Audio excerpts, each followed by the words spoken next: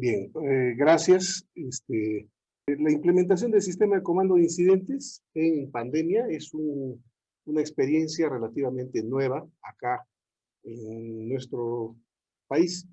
El COVID ha resultado una cosa muy compleja, un problema muy complejo y tiene muchas caras, ¿no? El COVID ha tenido los problemas en sala de emergencia, unidades de cuidados intensivos, el manejo del oxígeno, medicamentos, insumos, materiales, manejo de recursos materiales, etc. Manejo de recursos humanos, manejo de cadáveres, y bueno, muchos problemas vinculados directamente al COVID, pero otras patologías no han desaparecido. El COVID-19 ha desnudado muchas deficiencias a nivel del sistema de salud. Y el Perú no es la excepción, ¿no? Casi la mayor parte de los sistemas de salud han colapsado. Esta pandemia que inició en China y se expandió por todo el mundo, tan igual como muchas otras epidemias y pandemias que han ocurrido, no va a ser la última. Probablemente existan otras más, esperemos que no nos toque vivir a nosotros esas experiencias, y ha diezmado literalmente la población. Actualmente, actualizado en nuestro país, son 191 muertos, 191.286 muertos, y nosotros tenemos el récord mundial en tasa de mortalidad, y resulta escandaloso. Cuando nosotros vemos el gráfico y decimos somos el primer puesto, pues no lo estamos viendo en realidad de una manera objetiva. Si nosotros nos comparamos con Japón, que es 4 veces más pequeño territorialmente hablando que el Perú, y Japón tiene 4 veces mayor población que el Perú, Japón tiene una tasa de mortalidad de 11.42 muertos por cada 100.000 habitantes, y el Perú tiene una tasa de 611 muertos por cada 100.000 habitantes, lo cual resulta catastrófico y no es posible. O sea, si se tratara de un sismo, nosotros seríamos el epicentro del planeta. ¿El COVID es un desastre? Bueno, primero, ¿qué es un desastre? Un desastre es la interrupción grave en el funcionamiento de una comunidad que causa múltiples pérdidas a nivel humano, material y ambiental. Estas comunidades que son afectadas por los desastres no pueden salir por sus propios medios y necesitan apoyo externo. Así sea, estos desastres pueden originarse de forma natural o pueden ser provocados por el hombre, puede ser de gestación corta, gestación larga, pero ¿el COVID constituye un desastre? Pues sí, el COVID ha interrumpido gravemente el funcionamiento de la comunidad, ha paralizado literalmente la comunidad, ha causado grandes pérdidas a nivel humano y a nivel económico. Nuestra comunidad, todas sin excepción, han necesitado apoyo externo y redireccionar prácticamente toda la actividad económica. Entonces, los hospitales, cuando se enfrentan a una emergencia masiva o desastre, tienen que enfrentarse a otros nuevos escenarios y tienen que cambiar sus objetivos. Estos escenarios nuevos, como es el COVID, son el aumento de la demanda, el daño de la infraestructura, hay la menor disponibilidad de personal, ya sea porque esté en teletrabajo o están enfermos, ¿no? Hay reducción de suministros, aumento de necesidades, interrupción de servicios básicos, dificultades en la administración y gobernabilidad. Ustedes han visto que hay manifestaciones y protestas, hubieron al principio casi en todas las regiones en el Perú, y las condiciones y escenarios de trabajo han sido completamente desfavorables, apareciendo incluso imprevistos bloqueos de carreteras que constituían las columnas vertebrales del traslado y del abastecimiento de oxígeno en varias regiones en el país. Así, el desastre que constituye el COVID-19 ha hecho que nosotros tengamos que reformular todos los objetivos hospitalarios, tenemos que rehabilitar los servicios básicos y rehabilitar su funcionamiento, tenemos que restablecer las actividades hospitalarias, atender, reubicar víctimas y atender a las víctimas tanto propias de nuestro hospital como las víctimas que provienen del hospital del exterior, para garantizar la vida y la salud, y tenemos que protocolizar la respuesta, mantener la gobernabilidad, ¿no? Y que la gente, los trabajadores, sientan confianza con la gestión para asegurar también nuestros bienes y recursos. Solo así nosotros vamos a poder hablar de qué cosa es un hospital seguro. Y conforme define la OPS, el hospital seguro es aquel capaz de resistir el embate de un desastre y atender a las víctimas del mismo sin interrumpir sus actividades normales. En el Perú se intentó y se habló del comando COVID y el comando humanitario, y eso fue a partir del mes de marzo-abril. Sin embargo, no se terminó de conceptualizar y hacer las tareas de lo que representa realmente el sistema de comando de incidentes. Imagino que la intención del gobierno probablemente fue esa. Que el sistema de comando de incidentes no es otra cosa que la combinación de instalaciones, equipamiento, protocolos, en protocolos y procedimientos y mecanismos de comunicación estándares para poder trabajar y atender mejor un incidente. El sistema de comando de incidentes es una herramienta administrativa que no compite con ningún modelo organizacional.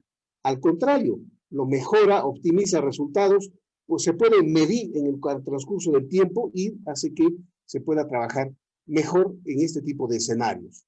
Esto empezó todavía en la década del 70 con incendios forestales y inició en el prehospitalario en el sur de California, en donde se encontró que en este tipo de escenarios hay muchas dificultades, entre ellas muchas personas reportando, ¿no? Y hay diferentes estructuras organizacionales, policía, bomberos, ejército, fuerza aérea que están trabajando y todos reportan a diferentes áreas, habiendo dificultades entre la comunicación entre ellas y la información que se daba, con líneas confusas de autoridad, diferencias en la terminología, cosa que ha sucedido acá, ¿no? Acá hemos tenido nosotros con el COVID líneas confusas de lineamientos del Estado, donde se recomendaba una cosa y al poco tiempo se recomendaba otra. Recuerden ustedes el uso de guantes en los mercados, que dijeron todos los mercados abren con guantes, después no, solamente los que agarran plata. No, al final nadie usa guantes, ¿no? Entonces, ese tipo de recomendaciones e instrucciones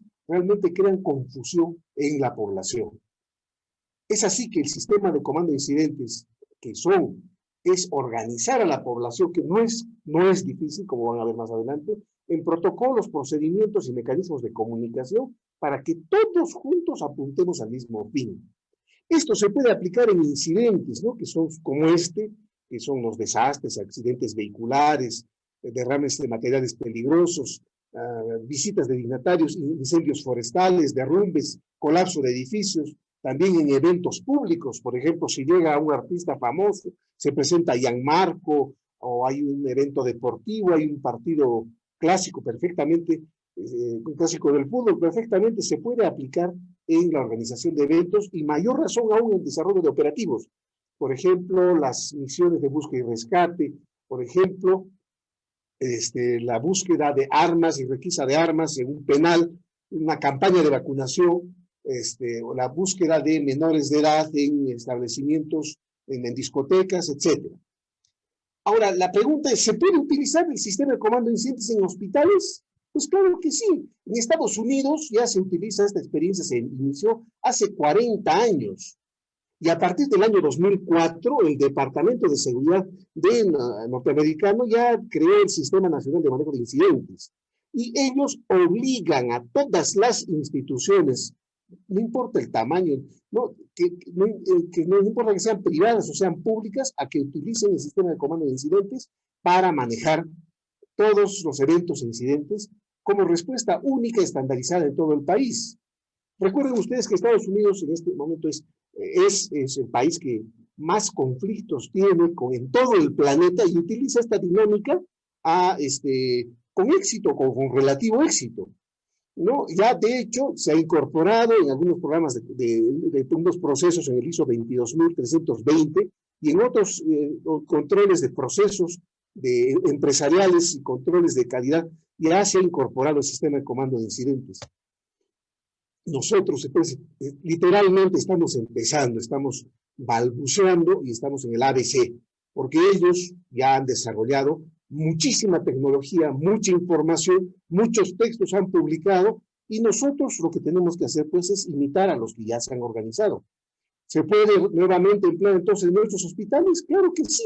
De hecho, ya la Organización Mundial de la Salud, en el libro este de marco de respuesta frente a emergencias, que este texto es del año 2017, en el capítulo tercero habla del sistema de comando de incidentes. Claro, ellos lo llaman como sistema de gestión de incidentes. Y ellos dicen que este es el modelo recomendado para los hospitales para el manejo de incidentes. Y anteriormente ya habíamos dicho que el COVID constituye un incidente hospitalario que debió de haber sido manejado así desde un principio. Más adelante ya la Organización Mundial, la Organización Panamericana de la Salud, hizo el marco de respuesta a multiamenaza del sector salud, y el año 2019 este libro incluye conceptos que todos ellos son los conceptos que vamos a ver más adelante, que es el de mando, seguridad, información pública, logística, administración. Todos son conceptos de características y principios propios del sistema de comando de incidentes.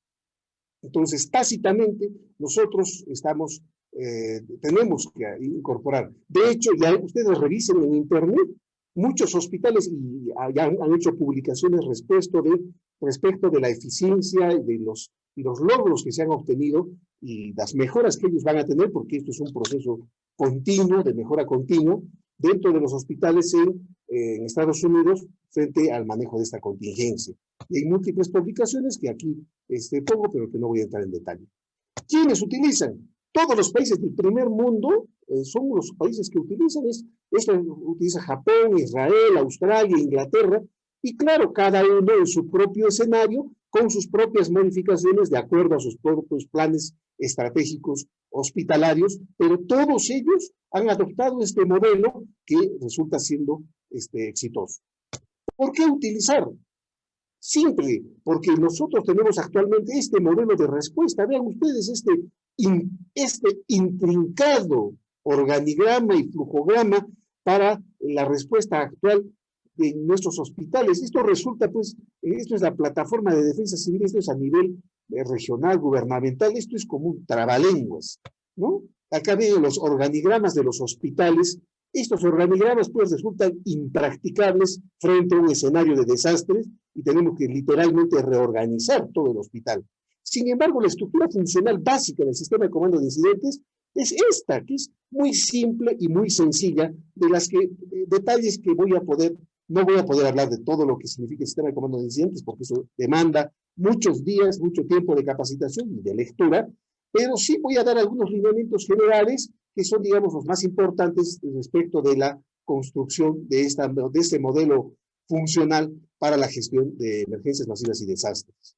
Una ventaja, por ejemplo, es que nosotros en el modelo tenemos características, vemos principios que están agrupados en características, ¿no? Entre ellos, por ejemplo, el mando. La unidad de mando es vertical y solamente cada persona puede obedecer solamente a un jefe. Voy a ponerle un ejemplo hospitalario. Por ejemplo, un técnico de enfermería, cuando le pide el doctor Villarán, hace un requerimiento de un examen de gases arteriales, toma la muestra y le entrega al técnico. Pero en el camino está el doctor Ponce, y quien le pide que recoja unos resultados de laboratorio, y más allá hay otro colega que le está pidiendo un coche de paro o una bandeja de curación. Eso significa que ese pobre técnico está siendo agobiado y será pronto maltratado por estos 4 profesionales que piensan que lo deben obedecerles a los 4. Eso se llama, ahí no hay una cadena de mando, no hay una unidad de mando. Ese técnico solamente debe obedecer a una sola persona, y en ese caso ni siquiera es a los médicos, es a su señora jefa enfermera, para que ella le diga: tú vas a apoyar al doctor Ponce, y solamente se dedica a apoyarlo a él, y eventualmente pedirle permiso a la jefa para que se pueda asignar otras tareas. Es una regla simple, pero que arregla mucho. Otro problema es el alcance de control. El alcance de control es una cosa que es bastante simple, puesto que nosotros la vemos con mucha frecuencia en las áreas de emergencia. Cuando nosotros recibimos un paciente, 2 pacientes, 3 pacientes en trauma shock, probablemente sí sea factible manejarlos. Pero a partir del 4º, 5º, 6º paciente ya perdemos el alcance de control. O sea, ya no podemos realizar nuestro trabajo con eficiencia. En consecuencia, se perdió el alcance de control. ¿no? Lo mismo sucede también cuando nosotros delegamos funciones, ¿no? Cuando nosotros a una persona le encargamos 1, 2, 3 funciones, las va a hacer perfectamente bien. Probablemente máximo sea 5, pero cuando nosotros perdemos el alcance de control para que desarrolle sus tareas en forma responsable y eficiente, ¿no? Entonces él ya se tiene que empezar a delegar funciones. Otra ventaja es la organización modular. Este modelo se adapta y puede crecer y aumentar de acuerdo a la necesidad de del escenario del incidente y se puede emplear en cualquier tipo de incidente. Por ejemplo, nosotros en nuestro hospital hemos tenido en todas las fases y etapas de la aparición del COVID, la primera ola, al inicio, la primera ola, segunda ola, etcétera, nosotros hemos tenido que adaptar el hospital funcionalmente para poder atender este escenario. Y se han hecho, al inicio se utilizaban instalaciones muy pequeñas, pero poco a poco, cuando esto fue creciendo, hemos separado un área de todo el hospital, lo hemos convertido en área roja, otra área la hemos convertido en zona roja, zona verde, y hemos asegurado corredores de seguridad para que la gente tenga precauciones, sobre todo en las áreas en que se entrecruzaron. Se han hecho corredores de bioseguridad y también corredores de ingreso de personal y salida de personal. Otra función importante, por ejemplo, es el enlace. Actualmente el enlace funciona a través de cartas, requerimientos que hacemos nosotros en forma escrita, tediosa a otras instituciones.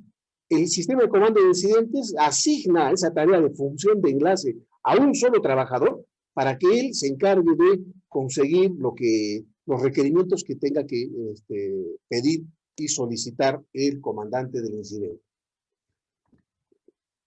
También otro elemento esencial son los protocolos, como vamos a ver más adelante. Los acuerdos que nosotros tengamos que tomar con otras instituciones del entorno son fundamentales. Esto nos va a poder integrar a la comunidad, integrar a la realidad, cosa que no ha sucedido en esta crisis sanitaria, como voy a explicar adelante.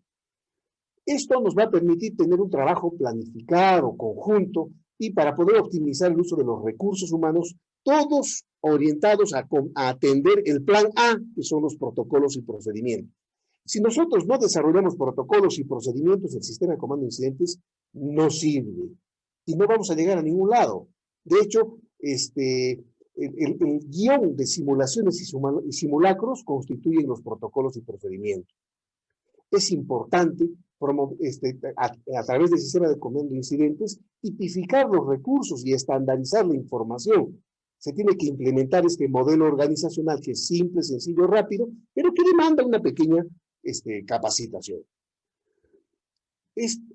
Cuando un jefe de guardia se encuentra frente a este escenario, o un escenario, por ejemplo, a recepción de múltiples víctimas por trauma, tiene que tomar decisiones si él va a ser el mando único del hospital o requiere un comando unificado. Por ejemplo, si se tratase de una explosión, un incendio dentro del hospital, o que dentro del hospital alguien se torne agresivo y empiece a violentar al personal.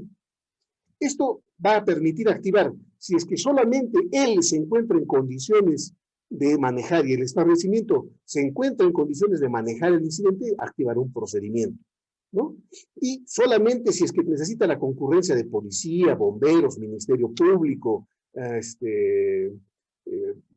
prevención del delito, etcétera, solamente en ese caso activará protocolos. Voy a graficar un ejemplo. Por ejemplo, una persona violenta dentro del hospital va a generar una serie de problemas. Eso nosotros no estamos facultados para hacer un arresto ni para ejercer fuerza, presión y someter a una persona. Eso solamente lo puede hacer la policía o el personal de seguridad. Entonces necesitamos un comando unificado. Por ejemplo, si nosotros recibimos una señora, una mujer que ha sido víctima de maltrato, tenemos que activar un protocolo. Tiene que venir la Fiscalía de la Familia, tiene que venir la policía, sentarse la denuncia para poder nosotros atender apropiadamente. ¿Por qué? Recuerden ustedes que después de que atendemos a la señora, posteriormente vamos a tener que devolverla a su casa. Y no podemos devolverla al mismo escenario de donde ha sido violentada. Entonces demanda un trabajo serio, organizado entre las instituciones. Así, el procedimiento no es otra cosa que la secuencia detallada de pasos y acciones que se siguen dentro de la institución para poder resolver y atender determinados incidentes o escenarios. Y los protocolos, como repito, no son otra cosa que los acuerdos interinstitucionales donde se asignan funciones a todos los integrantes de las instituciones como personas jurídicas que van a atender determinado incidente. Esta es una herramienta que va a permitir articular todos los recursos. Esto debe de estar incluido dentro del plan hospitalario de respuesta. Los hospitales no son islas en las ciudades. Ha sido un grave error, como vamos a explicar, que los hospitales y todo el sistema de salud, que ya era precario y deficiente, asuma toda la responsabilidad sin que nosotros asignemos tareas a la comunidad específicas, no al Estado, no al gobierno. El gobierno ya no tiene, no tuvo, no tiene y en mucho tiempo no tendrá las condiciones para poder gestionar una crisis sanitaria de mayor envergadura. De hecho, ahora estamos colapsados. No quiero imaginar cómo sería con un enfrentamiento, con una guerra exterior, con un conflicto armado dentro del país, o un terremoto, un evento sísmico, ¿no? Entonces, la importancia de la construcción de los procedimientos y protocolos es asignar funciones a todos los actores, en caso de las instituciones dentro de los procedimientos y en caso de que involucren varias, a las personas jurídicas dentro de los protocolos. Los procedimientos y los protocolos son herramientas que deben de tener elementos muy claros, bien identificados y que nosotros tenemos que precisar y cumplir. De hecho, esto es el plan A. Ustedes van a ver, y resulta incluso casi como una comedia, que en la mayor parte de las películas americanas, europeas, dicen cuál es el plan A y cuál es el plan B. Bueno, precisamente el plan A y el plan B son pues los protocolos y los procedimientos. De eso se trata. De hecho, casi en todas las publicaciones, todos ellos están acostumbrados a cumplir este tipo de tareas. ¿Cuáles son sus elementos? Primero tiene que tener un título claro, ¿no? Ahora, este título puede hacer alusión a un código. Por ejemplo, en este caso, que estamos viendo, dice código marrón. ¿Y en qué consiste el código marrón? Que es una presencia de una persona agresiva, violenta, armada, o presencia de un robo o acto delincuencial en el hospital. Me explico. Si nosotros tuviéramos en este momento en el servicio de medicina a alguien que se está queriendo robar un electrocardiógrafo, la pregunta es, ¿se va a enfrentar el médico, la enfermera, el técnico? ¿No? Y si está armado, ¿se va a enfrentar? No.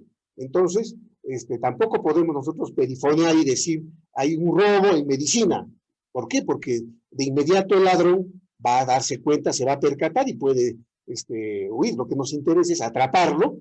Entonces, el perifoneo, cuando la persona identifica que está ocurriendo el delito, a la unidad de perifoneo se llama, se dice perifonea código marrón en medicina. Y todos los trabajadores del hospital que conocen el nombre de esa clave, ese código, saben que eso está ocurriendo en medicina y inmediatamente toman acción, cerrarán puertas, bloquearán salidas, las personas que están cercanas se ocultarán, se cerrarán, ¿no? Y todo eso forma parte de un procedimiento, de un protocolo. Ahora, la descripción no es otra cosa que la descripción del código, y es importante que también el procedimiento y protocolo incluya cuál es el tipo de daño, el tipo de colapso, de acuerdo al índice de seguridad hospitalaria recomendado por la OPS. Yo sé que esto no es parte del tema, pero el índice de seguridad hospitalario habla básicamente de tres cosas, ¿no? De la vulnerabilidad estructural, no estructural y funcional, ¿no? Entonces, si en este caso se trata de la presencia de una persona agresiva, es alguien que está violentando y es un tema que va a alterar el funcionamiento normal del hospital. Ese es un daño de orden funcional, a diferencia, por ejemplo, de un incendio o de una explosión que ocasionan un colapso estructural o no estructural. También tiene que haber una descripción breve, no puede ser mucha letra. Ustedes vean, por ejemplo, todos los planes de contingencia que nos han solicitado a nivel central, hay una tremenda descripción y justificación de 10 hojas, que es terrible leer, cuando la descripción tiene que ser muy simple. Estamos hablando de un código, estamos hablando de un procedimiento, ¿no? Entonces, se pone lo último y qué significa y por qué se hizo, nada más, ¿no? Y se tiene que poner, además, el marco legal, los 3 últimas reglas, y la referencia bibliográfica será los 2 últimos textos que hagan referencia al empleo del procedimiento o protocolo, no toda la letra y la cháchara a la que estamos acostumbrados. Este protocolo, este procedimiento también tiene que tener una ficha técnica, y esta ficha tiene los mismos elementos: el título, la fecha en que se hizo, cuál es el nombre del código, quiénes son los responsables de hacer cumplir, ¿no? ¿Y quiénes van a cumplir? Las personas que son descritas en el alcance, que son generalmente las personas que se encuentran de guardia. El propósito, por ejemplo, de acá del código rojo, que es la parada cardiorrespiratoria o su inminencia dentro de las instalaciones del hospital, ¿no? El propósito no es otra cosa que garantizar la asistencia oportuna de pacientes con parada cardiorrespiratoria o su inminencia utilizando procedimientos estandarizados. Recuerden ustedes que en la última publicación de la ACLS, ya no es como las anteriores en las que aparecía solamente la cadena de supervivencia extrahospitalaria. También hay la cadena de supervivencia intrahospitalaria. Bueno, precisamente este procedimiento trata de la cadena de supervivencia intrahospitalaria. ¿Y cuál es el objetivo? Normar todas las tareas que se van a hacer de acuerdo a estándares y garantizar la seguridad del personal, ¿no? Las acciones previas, esa parte es muy importante porque es lo que le permite a los jefes de departamento, jefes de servicio, equipar y hacer y las tareas que hay que ejecutar para que nosotros podamos hacer factible la realización del procedimiento y protocolo, ¿no? Incluso se puede poner en orden de prioridades, por ejemplo, para el código rojo, que es la parada cardiorrespiratoria o su inminencia, ¿qué cosa necesita el servicio? Necesita un coche de paro, necesita que esté equipado con medicamentos, necesita que el personal esté capacitado, necesita un monitor desfibrilador con cardioversión, y mejor si es con un marcapaso transtorácico. Entonces necesita varios elementos. Ahí es que se colocan en las acciones previas los requerimientos para poder después solicitar y justificar. Es importante que también nosotros sepamos cuáles son los niveles de complejidad o alerta, sea cual fuera el caso, ¿no? Y para resumir rápido, la alerta verde es solamente un momento informativo en donde todos nosotros nos empezamos a enterar de que está ocurriendo el evento. La alerta amarilla es el momento en que confirmamos y que todos nosotros tomamos acción y nos preparamos para atender el evento, ¿no? Y el alerta roja no es otra cosa que ya trabajar durante el incidente o evento. Para esto existe una cartilla que se llama la matriz de responsabilidades. Y ustedes van a ver las acciones en los 3 momentos, el momento alerta verde, amarilla, roja, ¿no? Y en las columnas que están en el lado derecho, ustedes ven que están las personas que trabajan en el hospital, y a todas ellas se les asignan sus propias funciones. Está el jefe de guardia, jefa de enfermeras, médicos asistentes, enfermeras, internos, residentes, hasta el vigilante. Todos ellos tienen que tener una función, y esa función está descrita. O sea, en este primer cuadro se hacen las funciones de todo. Esto le sirve al jefe de guardia, al jefe de departamento, al jefe de servicio, como una lista de chequeo de acciones. O sea, si ayuda a memoria, un matamola para que él sepa qué tareas hay en el plan A. Y después, si nosotros extrapolamos y sacamos esas funciones individuales de cada uno de ellos, sale la tarjeta de campo. Esta tarjeta de campo es la que le corresponde, por ejemplo, al jefe de guardia, jefe de departamento o jefe de servicio, o al director, sea el caso, dependiendo del área que ha sido afectada. Esta misma dinámica también funciona para los protocolos, exactamente igual, solamente que en las columnas de la derecha los responsables son las personas jurídicas. En el caso de incendios, por ejemplo, y esto lo ha preparado el SAMU, bajo la dirección del doctor Carlos Malpica, y utiliza el modelo de sistema de comando de incidentes, ¿no? Ustedes vean en las columnas de la derecha quiénes están allí como responsables y de apoyo. Las personas jurídicas que deben de atender los incendios. En este caso, es el Cuerpo General de Bomberos el responsable, la policía y el SAMU, en este caso, que va a intervenir en en las acciones. Y en las líneas, en forma secuencial, existen las tareas que se tienen que realizar. Una vez que, cómo se va a activar la respuesta frente al incendio, cómo se va a despachar y cuándo van a salir los vehículos, cómo se deben de aproximar al incidente, qué van a hacer cuando arriben al incidente, cómo van a asegurar el área, los corredores de ingreso, corredores de salida, asegurar la seguridad, el perímetro de seguridad y a garantizar que sigan circulando los vehículos. Entonces, esta matriz de procedimientos, esta matriz de responsabilidades para procedimientos es utilizado perfectamente en el prehospitalario y también puede ser usado en el hospitalario. También otra parte importante de los procedimientos y protocolos son los algoritmos. Y los algoritmos hablan exactamente de esto, ¿ya? De esta matriz de responsabilidades en el procedimiento y en el protocolo, pero graficado de este modo, de tal manera de que no hay forma de perderse. Uno puede ir marcándolo con una lista de chequeo. Y estos países desarrollados, todos tienen esto, nadie está inventando, ni nadie está creando nuevas respuestas. Ahora, naturalmente, ningún evento, ningún incidente va a salir como está en el papel, pero es mejor tener un plan A no tener nada y estar improvisando. Estos procedimientos y protocolos necesariamente deben de tener anexos. Por ejemplo, planos, directorios, tener los planos para poder orientar a las personas y para poder identificar las áreas, los sectores, corredores, ingresos, salidas, directorios para poder convocar a los trabajadores, a quien necesitamos. Los planos también nos van a servir para orientar, por ejemplo, a los bomberos en caso de incendios, a la policía en caso de intervenciones. Tenemos que tener convenios con estas instituciones, con unas cartas de entendimiento para poder acordar las tareas que vamos a trabajar juntos y tener inventarios actualizados. Esto también obedece a un plan de acción del incidente. Y cuando nosotros hagamos el plan de acción del incidente, es específicamente para cada incidente en particular, basados en el procedimiento o en el protocolo. Todo esto ya existe y tengo yo el material de referencia que, bueno, si alguno está interesado, quizás podamos proporcionarles. En América, en Centro y Sudamérica, ya en el año 2013 se inició este proceso y se inició en Guayaquil, ¿no? Después se hizo otro curso en Lima, después hubo otro en Chile, donde yo no pude participar, y en el Perú ya la organización, ya existe un manual de organización y funcionamiento del Centro de Operaciones de Emergencia, ya que ha publicado la ODN, donde, vean ustedes en la parte inferior derecha de este flujograma, ya habla del SCI, salud, ¿no? Entonces, ya el Ministerio de Salud, a través de la ODN, ya ha incorporado esta herramienta dentro de nuestro sistema de salud. De hecho, ya muchos hospitales, no de muchos, pero los importantes, ya han desarrollado tareas así. El Hospital Almenara, y está desarrollando ya el segundo, tercer evento. El Hospital Rebagliati ya hizo 3 eventos.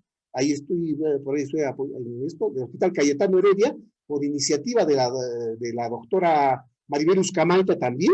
El Hospital Hipólito Unanue, por la iniciativa de la doctora Elfi Torres. El Almenara, está la doctora Díaz, y el Rebagliati, la doctora Silvia Santos, ¿no? Los impulsores de esta dinámica que ya se está incorporando dentro de nuestro país. Es importante que nosotros vinculemos el hospital con el entorno. Y voy a hacer una cosa que yo ya sé que han escuchado miles de veces. ¿Qué cosa es la teoría básica del desastre, no? Nosotros existe una amenaza, esa es una roca que está por caer sobre esa vivienda, hospital, centro educativo, o comisaría, y esa es la vulnerabilidad, o sea, ese establecimiento es vulnerable. Y el riesgo son la cantidad de personas que van a quedar muertas o heridas y el costo y el número de viviendas que pueden perderse, establecimientos, hospitales, etcétera. Ese se constituye el riesgo. Y el desastre es pues cuando ya se configuró todo el escenario. Es por eso que es importante, y hice esta observación anterior, porque nosotros cuando nos enfrentamos a un desastre debemos de garantizar la administración y la gobernabilidad en situaciones difíciles. No es posible pues que ocurra de que los trabajadores lleguen en algún momento a la angustia, a la desesperación, ¿no? Y no es posible que se haya recargado todas las tareas sobre el sistema de salud. No es posible que la burocracia central haya no haya dado instrucciones claras, haya enlentecido la respuesta, de hecho haya bloqueado iniciativas, muy buenas iniciativas en provincias. Ya dije anteriormente que es vergonzoso que nuestro país encabece y sea el epicentro. Si esto fuera un sismo, el Perú es el epicentro del planeta. Bueno, en nuestro hospital nosotros solamente voy a poner las estrategias vinculadas al sistema de comando de incidente porque se han tomado muchas otras alternativas y otras cosas se han hecho, como en todos los hospitales. Nosotros creamos un control de procedimiento para el monitoreo diario de consumo de oxígeno y nosotros podemos anticipar la pérdida, la falta de oxígeno de acuerdo a la curva de crecimiento y demanda de pacientes hasta con 5 o 7 días de anticipación. Hemos separado el hospital de un área contaminada de un área no contaminada, creando corredores de seguridad y de bioseguridad, de acceso de personal. Se han desarrollado muchos cursos de capacitación interiores y hemos desarrollado muchos códigos a raíz de esto. Uno de ellos es el código negro, que es el manejo de múltiples cadáveres. Ustedes habrán escuchado el colapso de manejo de cadáveres en casi muchos hospitales acá en el Perú y en el mundo. Nosotros no hemos tenido eso porque se ha manejado con esta dinámica. Y bueno, y entre otras cosas, se han desarrollado otros códigos también. Nosotros hemos hecho un programa y hemos involucrado a la población y se hizo un programa de Richari que no es otra cosa que una capacitación que se dio a 1.700 familias por vía Zoom en grupos pequeños de 20 personas y nosotros logramos hasta el mes de septiembre, y esto es de la Unidad de Inteligencia Sanitaria de Salud, que mientras a nivel nacional la tasa de contagios en asegurados era mucho mayor, nosotros logramos una disminución del 54%.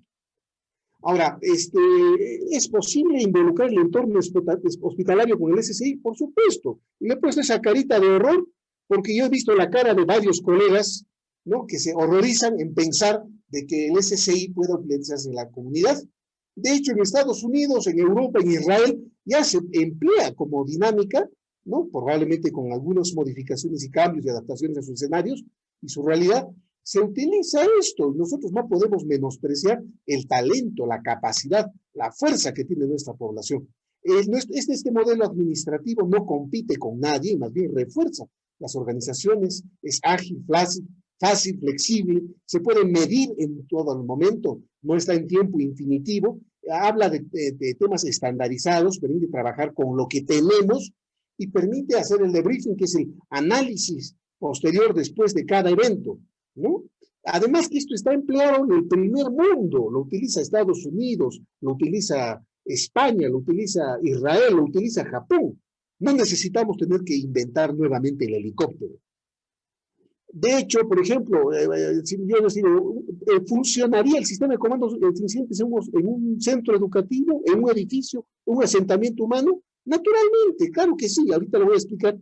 Bueno, de una vez, si ocurre, por ejemplo, un sismo en un centro educativo, en una ciudad, todos los niños y colapsa una parte, estructural del colegio, también van a haber víctimas.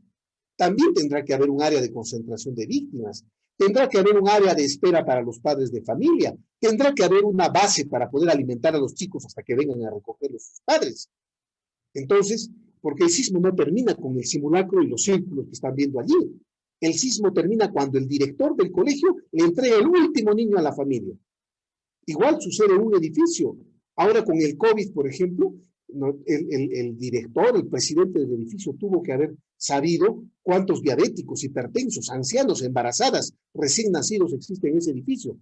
Peor aún en un asentamiento humano. El presidente de una asociación de un asentamiento humano debe de conocer cuáles son los sectores más peligrosos. Bueno, los objetivos de la lucha contra el COVID son muy claros. Uno, se tuvo y se tiene que, porque todavía esto va a continuar y esperemos que sea la última pandemia que nos toque vivir a nosotros, pero tuvo que haber habido un plan agresivo de educación a nivel de la comunidad. Está demostrado que la población, por ejemplo, en Estados Unidos, que ha sido más devastada, es la población afroamericana. No es porque el COVID esté en contra de los negros o los latinos, ¿no? Y en el Perú, la población que más ha muerto son la gente con menor nivel de instrucción. Esto es porque ellos son capaces, ¿no?, de la inobservancia de las recomendaciones, de desafiar a la autoridad, de automedicarse, de utilizar tratamientos empíricos, utilizar la polifarmacia, consumir medicamentos no probados. Nosotros hemos debido de enfrentar frontalmente desde el principio a esas personas que estaban pretendiendo que utilicemos líquidos para limpiar el baño. No es posible que la gente piense que el matico cure o que el eucalipto cure. Eso es un absurdo, eso ha permitido que la gente sienta una falsa seguridad. Ellos se han sentido protegidos, ¿no? Y salían a la calle protegidos. De ahí que somos nosotros el país que es el epicentro de muertos en el planeta. Esto da una falsa sensación de seguridad, con mayor exposición y en consecuencia mayor número de enfermos. No se trata de poner más camas de UCI. No se trata de eso. ¿Cuánto cuesta un ventilador? No es posible. Nosotros, de hecho, ya ustedes mejor que yo saben, cuando hay convocatorias para personal, ya no existen ni médicos, ni enfermeras, ni técnicos en el mercado, y las plazas quedan desiertas. Entonces no se trata de eso.